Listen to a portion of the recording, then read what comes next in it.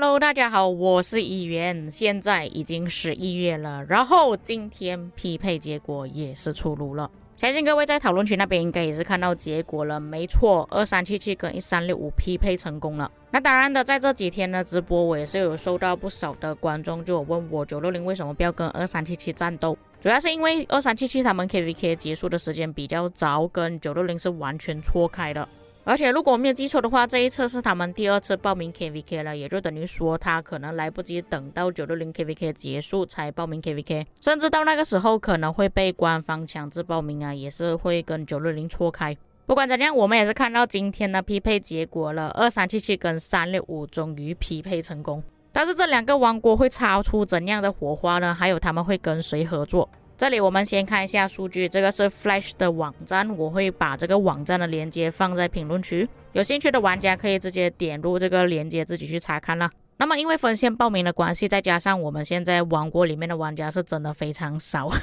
所以基本上参考他这边的数据算是比较准确，虽然只有300位玩家。从这里的数据各位可以看到，其实2377跟1365的双方实力都是蛮接近的，战力跟击杀有一点点差异啦，不过很接近，反而其他阵营才是重点了。那么刚好这边2293、2934是同一个阵营，1718、3310是同一个阵营。这里可以看到1718、3310这个阵营他们的战力会比较低一点，不过击杀其实跟2293还有2934是差不多的。如果根据战力要比较平均的分配，365应该要拿1718还有3310这个阵营会比较合理一点，比较公平。那如果是这样子合作的话，我们看一下双方的数据，确实战力跟击杀是非常接近的。我个人认为这个分配方式也比较合理一点。相反的，如果1365跟2293还有2934合作的话，就会变成说他们的战力比较高，击杀也是比较接近一点点。但是我们看战斗也不能只是看双方的战力还有击杀而已，也是要看双方的阵营分配。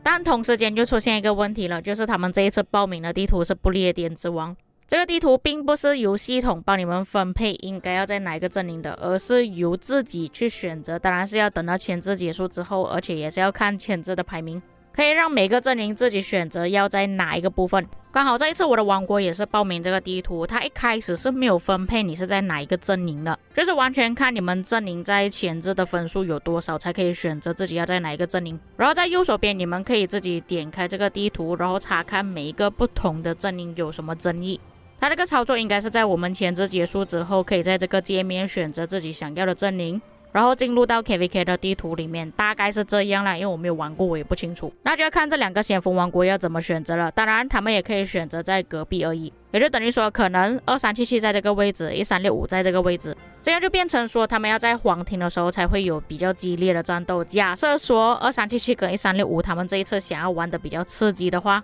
就可以选择在对方的旁边阵营，这样就可以提前战斗了，也不需要一开始就跟一些比较弱的阵营打架。我觉得这个模式官方之后可以推出多一点呢，就可以让一些先锋王国快点打起来，我们要看刺激。当然也是会让一些先锋王国觉得比较大压力啦，因为有一些王国他们就是不想要在早期打架，想要等到后期水晶科技提升到差不多的时候才跟对方开始打起来，可能是在关卡期或者是黄庭，所以他们有可能是选择对方的对面。但是对玩家而言，只要你不是在旁边一开始就打起来，而是选择在对面的话，他们都会嘲笑说，哇，你这个王国是不是懦夫不敢打。当然那个部分也是要看双方谈的怎么样。假设说1365他们是打算等到关卡期或者是黄庭才战斗的话，但是2377他们不同意，他们想要在关卡4的时候就战斗了，有可能1365就选择了下面，2377特意选择在他的隔壁，这样子就很搞笑了。当然1365也可以选择不要出去战斗了，不过我这边所说的只是假设而已，我们还是要看他们的外交结果怎么样。假设双方在这一次 KVK 要认真打的话，这一场 KVK 应该是2024年最后一场比较刺激的 KVK 了。OK， 在说完了正经的事情之后，我们说一下不正经的事情。因为这一次的 KVK 有爸爸还有 Chisco， 爸爸在这一次报名结束之前的一刻呢，刚好移民过去1365了。这 Chisco 他在2293已经待过了好像2次 KVK 了，他之前是在2268了。那会提到这两个玩家呢，主要是这两个玩家的诅咒都特别强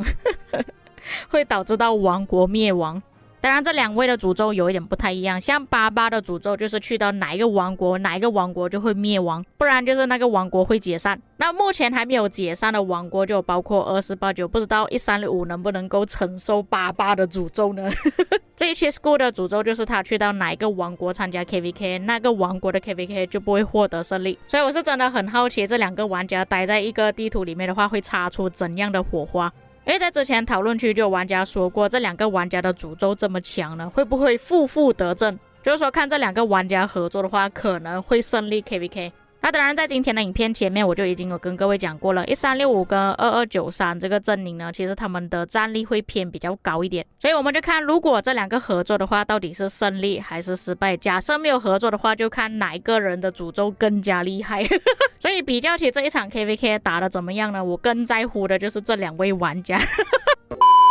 所以各位也可以在评论区留下你们的看法，假设这两个玩家对战的话，到底谁的诅咒会更强，又或者是两个合作的话，你们觉得会胜利还是失败呢？ OK， 那么在说完了国际服的事情之后，刚好今天国服的匹配结果也是出炉了，他们那边比我们国际服还要更加刺激咯。这里稍微跟各位介绍一下16服，你们应该也知道了，就是 GY16， 在之前我有跟大家讲过，他们很多个百亿联盟，41服也是很强的王国，但是最近有一些玩家他们弃坑了，就变成41服有稍微比较弱了一点。16跟41之间呢，就相当于960跟1365的感觉。不过国服的情况会比较有趣一点啦，41服其实有很多玩家原本是来自16服的，在之前他们就之间有产生了一些矛盾，有互相争吵之类 blah blah blah，所以他们才移民到41建立自己的王国。曾经41是比16还要更强的，曾经啦。那据我了解，41之前是有邀请过16不应该讲邀请，应该是跟对方下了战帖，要找16跟他们一起战斗，但是16都拒绝了。这一次他们选择应战，也就是因为41他们有不少的大哥都已经弃坑了，所以16才决定要跟41战斗。这是他们的数据列表，16和第8服合作，也就等于说蓝色、绿色还有紫色是合作的。